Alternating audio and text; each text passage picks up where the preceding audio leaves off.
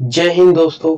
मैं मनोज सर अपने ई शिक्षा संवाद यूट्यूब चैनल में आप सभी का स्वागत करता हूं। मैं तैयारी करा रहा हूं एनटीए, यूजीसी, नेट, जेआरएफ, जिसमें असिस्टेंट प्रोफेसर और पीजीटी के भी क्वेश्चंस आएंगे और हम लोगों का सब्जेक्ट है एजुकेशन। इसमें मैं जो इस समय सीरीज चल रही है वह सीरीज है नवंबर 2020 में जो एग्जाम हुआ था उसके पीवाईक्यू यूनिट वाइज लाने का मेरा प्रयास यहाँ पर। इससे पहले मैंने अपने 2 वीडियो डाल चुके हैं इन क्वेश्चनों से रिलेटेड। इसमें मैंने ये किया है कि यूनिट वाइज जो क्वेश्चन आते हैं उनको बताने का प्रयास किया है। बहुत से लोगों को नहीं मालूम होता किस यूनिट से कौन से क्वेश्चन बने होते हैं, तो यहाँ पर मैंने यूनिट फर्स्ट और यूनिट सेकंड मैंने दे रखी है। इसके बाद आज जो है आपके सामने ये यूनिट नंबर 3 आपके सामने आएगा। तो चलिए हम लोग अपने पहले क्वेश्चन की तरफ चलते हैं।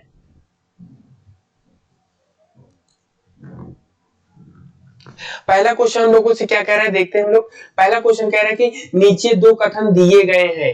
कथन 1 में कह रहा है कि वृद्धि अविरल है। ठीक है, पहले कथन में आपसे कह रहा है कि वृद्धि क्या है, वृद्धि अविरल है। ठीक, वृद्धि जो है अविरल है। इस तथ्य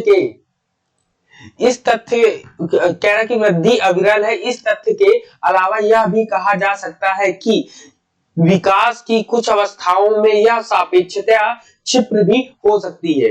ठीक, यहाँ पे याद रखिए ये क्षिप्र कह रहा है, क्षिप्र भी हो सकती है। कथन नंबर 2 कह रहा है कि शारीरिक विकास में विकास की प्रक्रिया का एक खास प्रतिरूप होता है, मतलब सिर पदोन्मुख अनुक्रम, जबकि मानसिक विकास में यह मूर्त चिंतन की क्षमता से अमूर्त चिंतन की ओर बढ़ता है। ठीक, तो कह रहा है कि उपरोक्त निम्नांकित विकल्पों में सही उत्तर का चयन कीजिए। तो यहाँ पर देखिए जो हम लोगों का प्रश्न कह रहा है, प्रश्न में सबसे पहले करके वृद्धि अविरल है, मतलब कंटिन्यूअस ये काम कर रही है। ये देखिए कह रहा है कि ग्रोथ इज कंटिन्यूअस।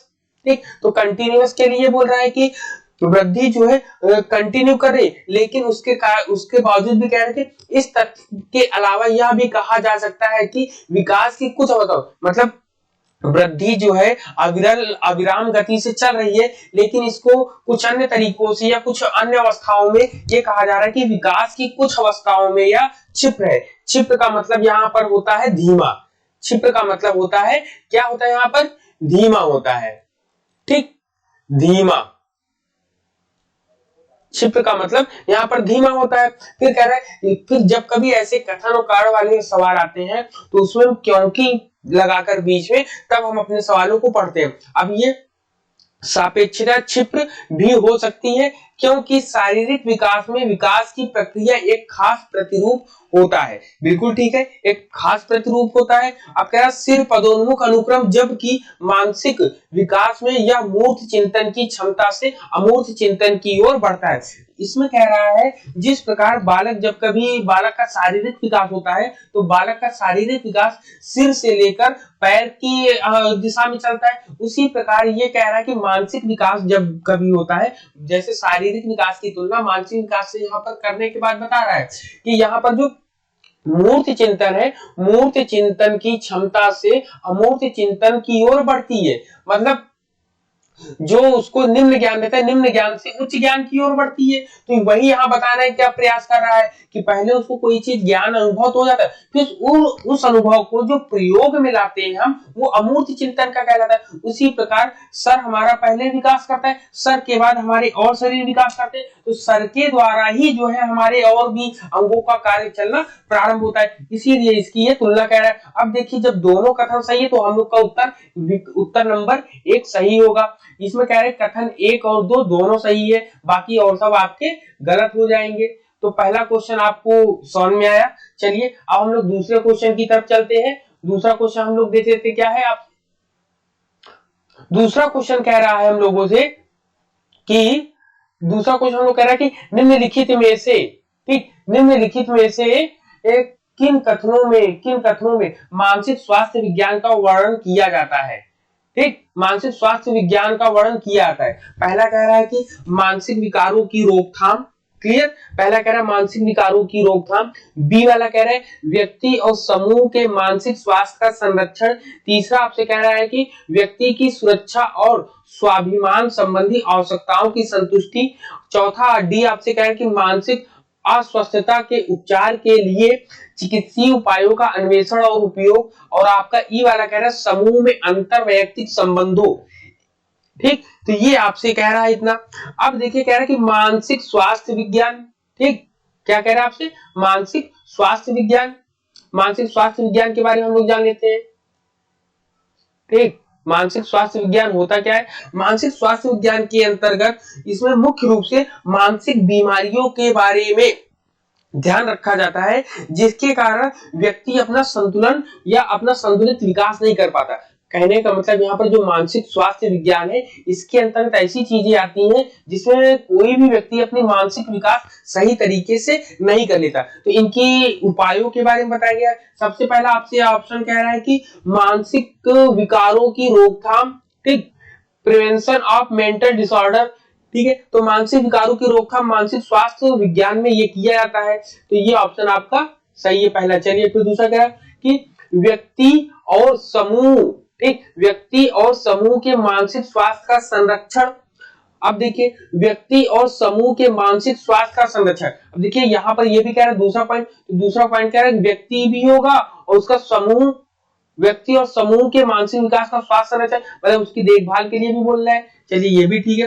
फिर तीसरा आपसे कह रहा है सी, व्यक्ति की सुरक्षा और स्वाभिमान संबंधी आवश्यकताओं की संतुष्टि, ये स्वाभिमान की संतुष्टि नहीं कर सकता है, ठीक, स्वाभिमान की अगर संतुष्टि करेगा तो ये फिर नहीं हो पाएगा, इसलिए आवश्यकताओं की संतुष्टि नहीं करता है, मन को शांत करने के लिए कर सकता है। अगर आप उनके स्वाभिमान को संतुष्टि मतलब उनकी नीड को आप फुलफिल करते जाएंगे तो उनकी हमेशा नीड बढ़ती जाएगी, वो लिमिट में नहीं आ पाएंगे, कुल मिला के अपने मन को कंट्रोल नहीं कर पाएंगे, इसलिए कंट्रोल नहीं कर पाएंगे, तो इसलिए ये आंसर आपका गलत हो गया।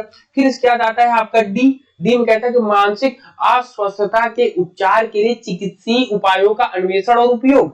बिल्कुल सही कह रहे हैं। कुछ लोग मानते हैं कि मानसिक विकार हो जाता है या मेंटल रिटार्डेशन हो जाता है, तो उसमें वो लोग कहते हैं कि ऊपरी बाधाएं हैं, भूत प्रेत वाली बाधाएं हैं, जादू टोना है, तो इन सबको कहा गया है कि मानसिक स्वास्थ्य विज्ञान में बताया गया कि इन सबको दूर करके सबसे पहले आपको डॉक्टरों से सलाह लेनी चाहिए इसके लिए, तो ये वाला ऑप्शन भी आपका सही है। आपका ये कह रहा है समूह में अंतर वैयक्तिक संबंधों, अब समूह में अंतर वैयक्तिक संबंध, जिसको मानसिक स्वास्थ्य से संबंधित कोई भी बीमारी होगी, कोई भी परेशानी होगी, वो क्या करेगा, वो आपका समूह में अंतर वैयक्तिक संबंध बना ही नहीं पाएगा, तो इसलिए ये ऑप्शन भी आपका गलत हो जाता है। अब हम लोग को ऑप्शन कौन सा मिला है, ए मिला है और आपका बी और डी। अब हम लोग देखते हैं ए बी सी, ये गलत हो गया, क्लियर।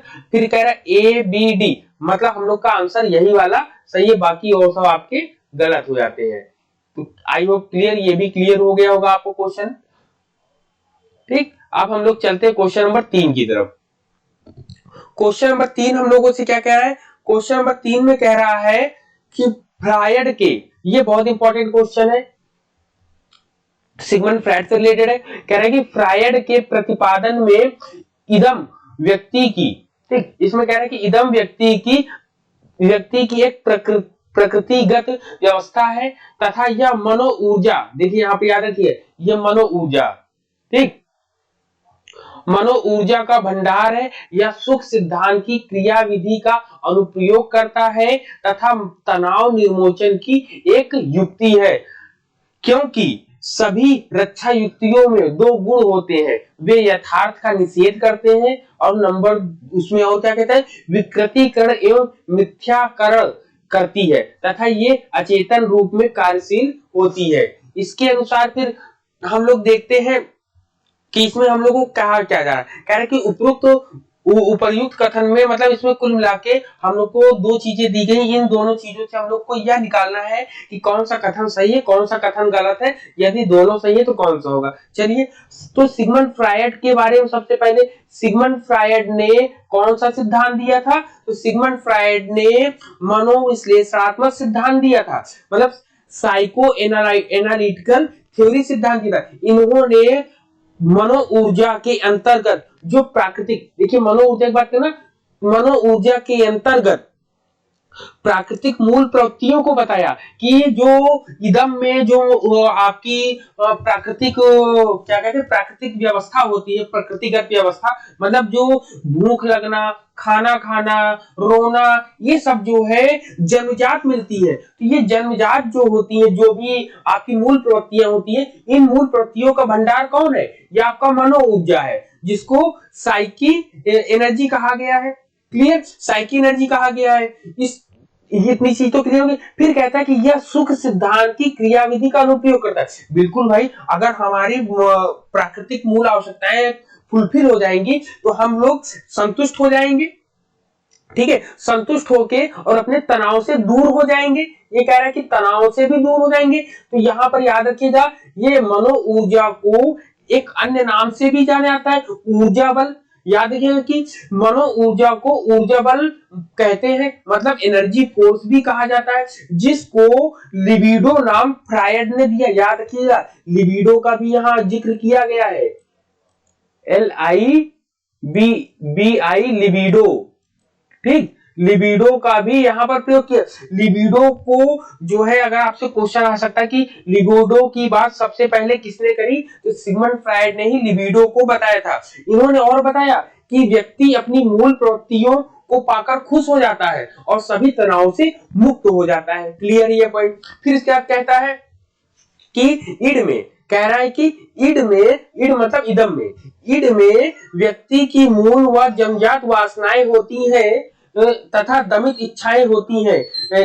इड किसी भी प्रकार के तनाव को नहीं सह सकता और यह अचेतन रूप में कार्यशील है। देख, किसी भी तनाव को नहीं सह सकता और तनाव, और क्या कहता है कि तनाव में, ठीक है, कि यह तो है तनाव को नहीं झेल सकता है। कौन नहीं झेल सकता? इड नहीं झेल सकता है आपका, ठीक है। अब इड का संबंध सीधे सीधे अचेतन से होता है, क्योंकि अचेतन अवस्था में भी आपका क्या होता है, अचेतन अवस्था में भी यही सब कंडीशंस पाई जाती हैं, ठीक है। इसमें कह रहा है कि इड किसी भी प्रकार के तनाव को नहीं सह सकता, इसलिए यह अचेतन रूप में कार्यशील रहता है, क्योंकि अचेतन अवस्था में असामाजिक, अनैतिक व दमित इच्छाएं होती हैं, जिसमें वास्तविकता को यह स्वीकार नहीं करते तथा झूठ के कारण अपने ईगो की रक्षा करते हैं। वही कह रहे ना, ये ईगो की जो रक्षा करते हैं, झूठ बोलते हैं ना, मिथ्याकरण, मतलब डिफेंस मैकेनिज्म का हम लोग यूज करते हैं। इसमें कह रहा है वे यथार्थ निषेध करते हैं। यथार्थ मतलब जो वस्तु जैसी है उसको उस तरीके से स्वीकार नहीं करते, बल्कि उसको किसी न किसी चीज के कारण छुपा लेते अपनी कमियों को। तो यहाँ पर दोनों चीजें सही कह रहा है। जब दोनों चीजें सही कह रहा है तो आपका ऑप्शन ए और 1 और 2 दोनों सही है, तो ये आपका ऑप्शन 1 सही होगा। क्लियर? आई होप ये क्लियर होगा। चलिए अब हम लोग अपने नेक्स्ट क्वेश्चन की तरफ चलते हैं, क्वेश्चन नंबर 4 की तरफ। क्वेश्चन नंबर 4 आपका देखिए क्या कह रहा है। क्वेश्चन नंबर 4 कह रहा है कि मास्लो की मानवीय आवश्यकताओं के संबंध में प्रतिपादित पदानुक्रम की में आवश्यकता अधिक्रम का सही अनुक्रम कौन सा है? तो देखिए सबसे पहला कह रहा है सुरक्षा आवश्यकता, प्रेम व तदीयत्व की आवश्यकता, फिर शरीर क्रियात्मक अवस्था होती है, आत्मसिद्धि अवस्था होती है, सम्मान की अवस्थाएं होती है, इंग्लिश में safety need, love and belonging needs, psychological needs, self actualisation need, esteem needs, इतनी चीजें दी। अब हमें ये ध्यान रखना है कि मैस्लो ने क्या किया। मैस्लो ने अपने मानवतावादी आवश्यकता सिद्धांत में बताया कि व्यक्ति को समाज में रहने के लिए, देखिए एक एक पॉइंट आप लोग सुनिएगा ध्यान से, कि व्यक्ति को समाज में रहने के लिए, किसको? व्यक्ति को समाज में रहने के लिए क्या करना पड़ेगा? व्यक्ति को समाज में रहने के लिए किन किन अनुक्रमों का अनुपालन करना होगा। अब देखिए किन किन अनुक्रमों का पालन करना होगा, तो ये पूरी की पूरी अनुक्रम का पालन करना होगा, इनको 5 ही 5 अनुक्रम का पालन करना होगा। फिर कहता है कि इस सिद्धांत की अवधारणा में बताया गया कि भौतिक अथवा सामाजिक पर्यावरण की किसी मांग के कारण व्यक्ति के अंदर एक गत्यात्मक, जिसको इंग्लिश में बोलते हैं डायनामिक, गत्यात्मक तथा निर्देशात्मक बल, इंग्लिश में इसको बोलते हैं डायरेक्टिंग फोर्स, निर्देशात्मक बल उत्पन्न होता है, जिसे प्रेरणा कहते हैं। मतलब कहने का इनमें एक कार्य करने डायनेमिक होती है, ठीक, ये एक डायनेमिक होता है, डायनेमिक के बाद इनके अंदर जब करते हैं तो डायरेक्शन फोर्स आता है। डायरेक्शन फोर्स के बाद इनको फिर क्या आता है, मोटिवेशन आता है। जब मोटिवेशन आता है तो यह बल व्यक्ति को एक निश्चित प्रकार के व्यवहार के लिए करने के लिए प्रेरित करता है। तो कहने का मतलब जब व्यक्ति काम करने के लिए तैयार हुआ, क्लियर, काम करने के तैयार के बाद उसे कोई ना कोई गाइडेंस देगा। जब गाइडेंस देगा तो गाइडेंस मिलने से उसको मोटिवेट हो जाएगा। जब वो मोटिवेट हो जाएगा तो अपने बिहेवियर करना वो शुरू कर देगा किसी न किसी काम को करने के। जब वो किसी काम को करने के लिए शुरू कर रहा है तो वही बता रहा है कि शुरू करने के लिए सबसे पहले व्यक्ति क्या करेगा, अपनी क्या करेगा, सब कहते नहीं रोटी कपड़ा और मकान, तो रोटी कपड़ा और मकान में सबसे पहले आपके में क्या आएगा, आपके सबसे पहले आएगा रोटी मतलब शरीर, ये आपका आएगा शरीर क्रियात्मक आवश्यकता है जिसको साइकोलॉजिकल नीड कहते हैं। ठीक, साइकोलॉजिकल नीड, तो ये नंबर 1 पर हो गया साइकोलॉजिकल नीड। फिर इसके बाद आपका आता है जब साइकोलॉजिकल नीड हो गई तो फिर सुरक्षा की मांग आएगी, मतलब सेफ्टी नीड आएगा। सेफ्टी नीड को आप 2 नंबर पे रख दीजिए। सेफ्टी नीड आया। सेफ्टी नीड के बाद फिर आपका आता है प्रेम व तदीयत की आवश्यकता। इसको आप प्रेम व तदीयत की आवश्यकता होती है, इसको आप 3 नंबर पे रख लीजिए। ठीक, जिसको लव एंड बिलोंगिंग नीड्स होती है। ठीक है, फिर इसके बाद नंबर 4 पे आपका आता है सम्मान की स्टीम, ये नंबर 4 पे आ जाएगा स्टीम वाला आपका।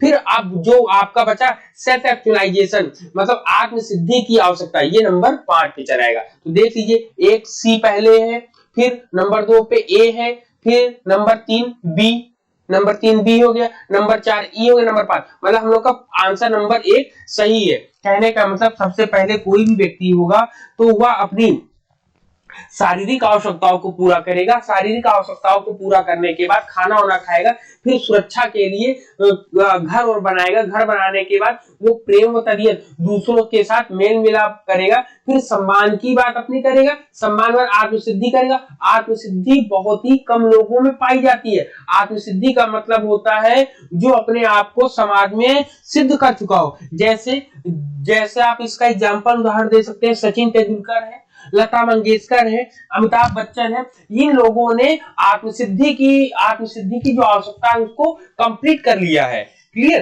तो सबसे श्रेष्ठ है, सबसे उच्च में ये लोग आते हैं। आई होप ये ऑप्शन भी आपको एकदम बहुत अच्छे से क्लियर होगा। आपको अगर मेरा वीडियो पसंद आ रहा हो तो प्लीज इसको लाइक और शेयर करिए और सभी लोगों के साथ आप लोग इसको साझा करिए। ओके, क्वेश्चन नंबर हम लोग 5 देखते हैं। क्वेश्चन नंबर 5 देखिए क्या कहता है। क्वेश्चन नंबर 5 में आपसे कहता है कि सूची, ठीक है, सूची 1 में CIPP मॉडल दिया गया है। ठीक, CIPP मॉडल की जब ये बात कर रहा है, CIPP मॉडल में मूल्यांकन के प्रकारों पर बनी सूची 2 में मूल्यांकन के माध्यम से किए जाने वाले चीजों को बताया है कि जाने वाले उद्देश्य से बनी है। तो अब इसमें देखिए, इसके बारे में हम लोग जानते हैं। इसमें क्या कहता है सीआईपीपी मॉडल में सबसे पहले आपको ये कह रहा है कि संदर्भ मूल्यांकन। अब संदर्भ मूल्यांकन क्या होता है? संदर्भ मूल्यांकन में बताया जाता है कि कोई भी जो आपका उद्देश्य होगा उसको बहुत ही कायदे से बहुत अंदर तक जाकर उसको सॉल्व करना पड़ेगा। कहने का मतलब इसका ये होगा। फिर इसको हम मिलाएंगे। पहला कह रहा है इसमें, दूसरा आगत मूल्यांकन है, तीसरा प्रक्रिया मूल्यांकन है और चौथा उत्पाद मूल्यांकन है। मतलब ये आपसे अगर हम थोड़ा सा इसको बढ़ा लें तो ये कहता है आपसे प्रोडक्ट इवैल्यूएशन। ठीक, प्रोडक्ट इवैल्यूएशन तो प्रोडक्ट उत्पाद मूल्यांकन। अब इसमें देखिए ऑप्शन पढ़ते हैं। पहला कह रहा है कि प्रक्रियात्मक अधिकल्प में या उसके क्रियान्वयन में त्रुटि को पहचानना।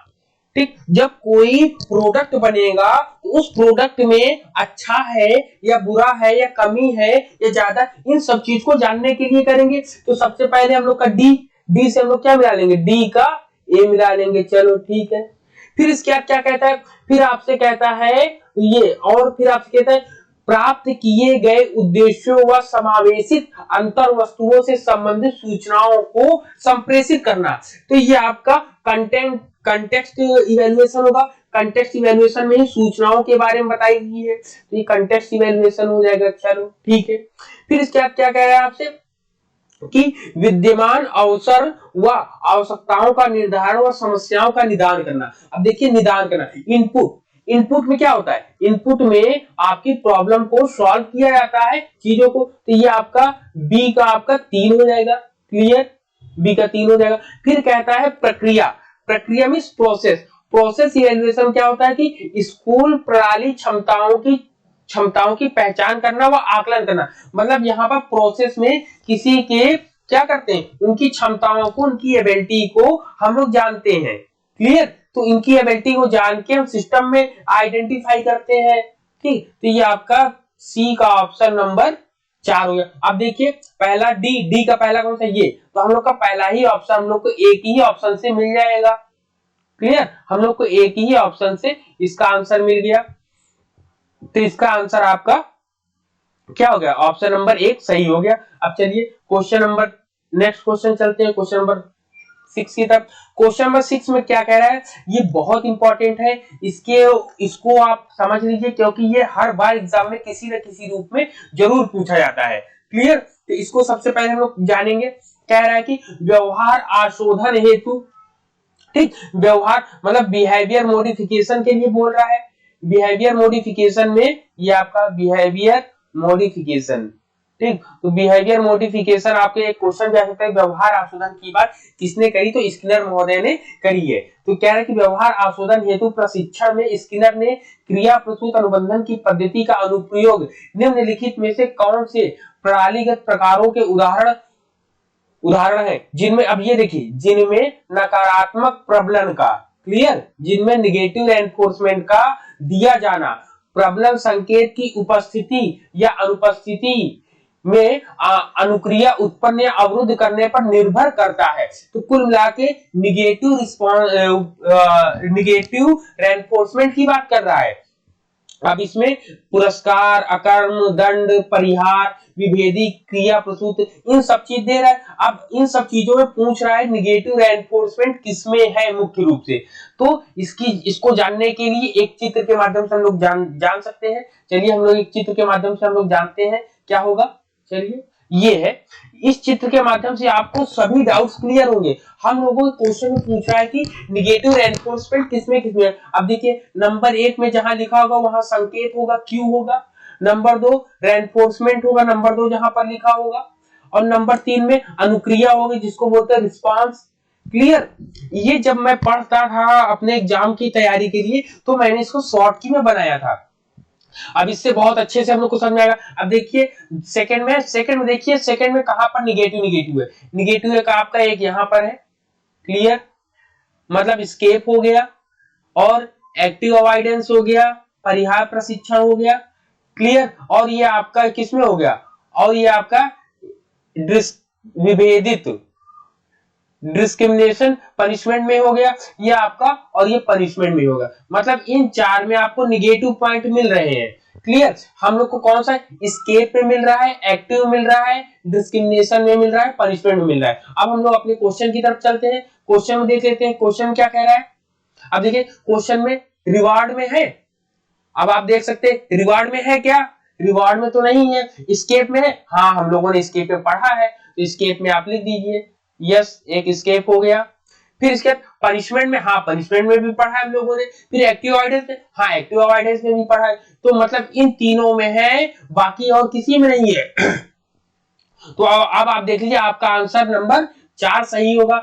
अब देखिए इसमें फिर से आप एक बार चित्र, आपको अपने आप को चित्र देख सकते हैं, उसको ग्राफ के अकॉर्डिंग हम लोग देखते हैं। ग्राफ में देखिए स्केप लर्निंग, एक्टिव अवॉइडेंस है, आपका पनिशमेंट है, ठीक। डिस्क्रिमिनेशन ओमिशन जो है इसमें नहीं है आपका, इसमें आपका प्रेजेंट है। तो ये चित्र से आपको बहुत अच्छे से आपको एग्जाम के पॉइंट ऑफ व्यू से क्लियर हो जाएगा। इसको याद करने का तरीका मैं एक बार बता देता हूं आपको। पुरस्कार है, पुरस्कार में संकेत नहीं मिलता है, क्लियर। पुरस्कार है, पुरस्कार में संकेत नहीं मिलता, मतलब पुरस्कार का विरोधी विभेदित विलोप हो जाएगा, डिस्क्रिमिनेशन ओमिशन हो जाएगा। तो एनपीपी को पीपीएन हो जाएगा। फिर पलायन में एनएनपी है तो इधर डिस्क्रिमिनेशन पीएनएन हो जाएगा। और परिहार में पीएनपी है तो आपका ओमिशन में एनपीएन है आपका हो जाएगा। फिर आपको यहीं पर विभेदन में ट्रिपल पी है तो पनिशमेंट में ट्रिपल एन हो जाएगा, क्लियर, इतना आपको क्लियर हो गया। तो अब क्वेश्चन नंबर, हम नेक्स्ट क्वेश्चन की तरफ चलते हैं। अपने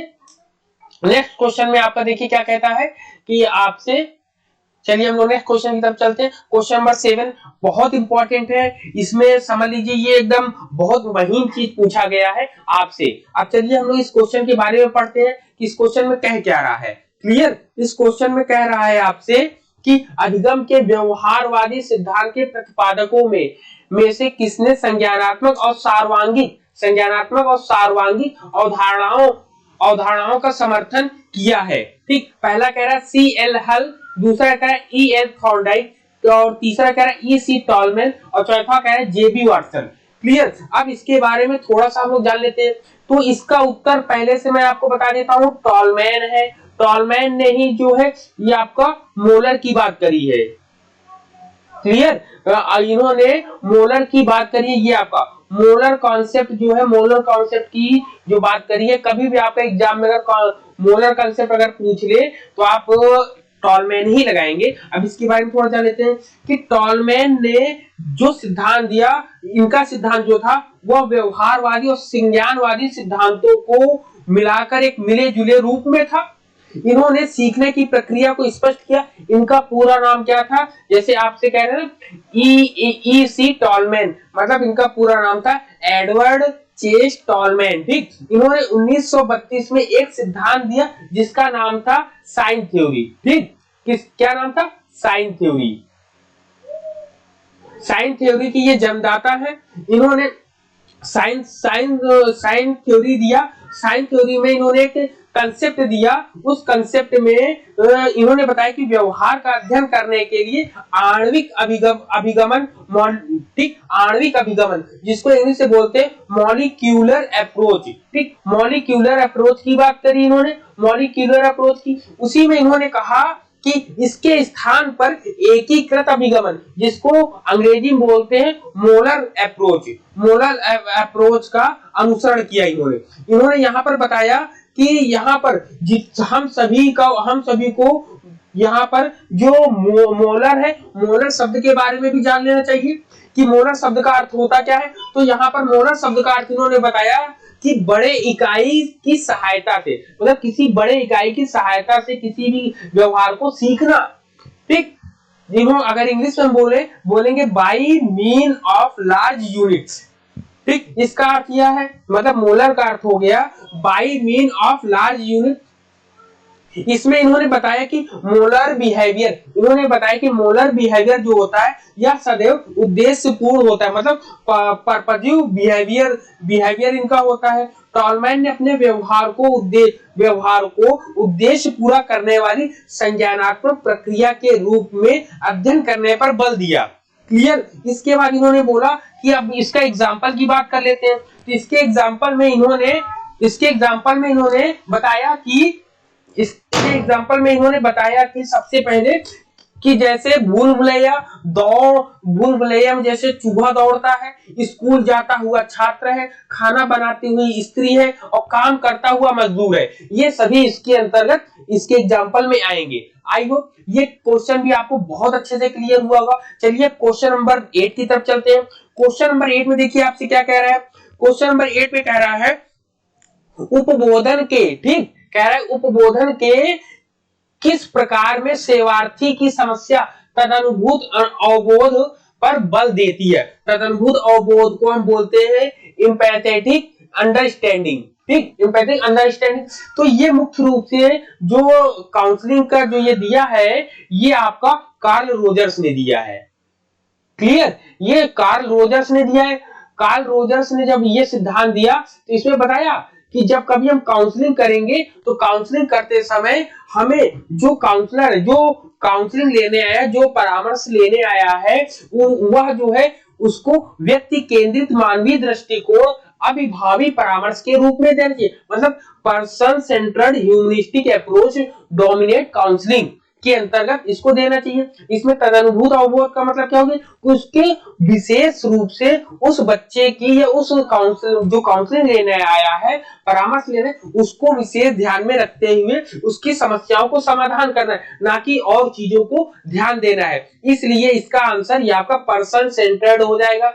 कभी भी आपको पर्सन सेंटर्ड मिल जाए तो आप याद रखिएगा ये आपका कार्ल रोजर्स का है, ठीक। और इन्होंने क्या बताया, इम्पैथेटिक अंडरस्टैंडिंग मतलब तदनुभूति अवबोध। तदनुभूति अवबोध का मतलब कि जब कभी हम किसी बच्चे को ध्यान केंद्रित करके उसी की प्रॉब्लम को सॉल्व करेंगे तो वो सेल्फ मतलब सेल्फ एक्चुअलाइज करेगा ना, आत्म अपने आप को रियलाइज करेगा, अपने आप को जानेगा समझेगा, तब जाके अपनी प्रॉब्लम को सॉल्व करेगा। तो ये बात इन्होंने कार्ल रोजर्स ने बताई है अपने में। तो इस क्वेश्चन का आंसर नंबर 2 होगा। अब चलिए नेक्स्ट क्वेश्चन की तरफ चलते हैं।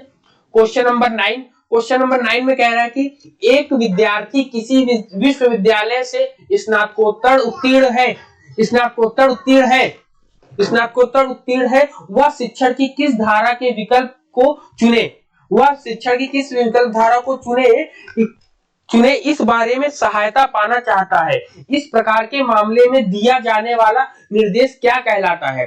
तो पहला ऑप्शन कह रहा है व्यक्तिगत निर्देशन, दूसरा कह रहा है शैक्षिक निर्देशन, तीसरा आपसे कह रहा है व्यावसायिक निर्देशन, चौथा आपसे कह रहा है सामाजिक निर्देशन। जिसमें आपसे पहला ऑप्शन क्या है, इसमें अगर इंग्लिश में पढ़ेंगे personal guidance, educational guidance, vocational guidance, social guidance. जिसमें ये ध्यान देना होता है कि जब कभी कोई भी एजुकेशन से रिलेटेड आपका क्वेश्चन आएगा तो वो उसके लिए जो हो जाएगा क्या, शैक्षिक निर्देशन के अंतर्गत आएगा, ठीक है। शैक्षिक निर्देशन में मुख्य रूप से आपको एजुकेशन से रिलेटेड आता है, जबकि इसमें अब देखिए बालक क्या कह रहा है कि वह शिक्षण की किस धारा में जाना चाहता है, ठीक। मतलब वह शिक्षण किस धारा में जाना चाहता है ना, यहीं से हम अपने प्रश्न का उत्तर हम पकड़ लेंगे कि यहाँ पर एजुकेशनल गाइडेंस होता है। लेकिन व्यक्तिगत गाइडेंस क्या होगा कि वह अपने लाइफ में क्या करे, ठीक, अपने लाइफ को अच्छा बनाने के लिए क्या करे। जब वह पूछे कि अपने किसी भी कार्य को करने से उसको क्या लाभ मिलेगा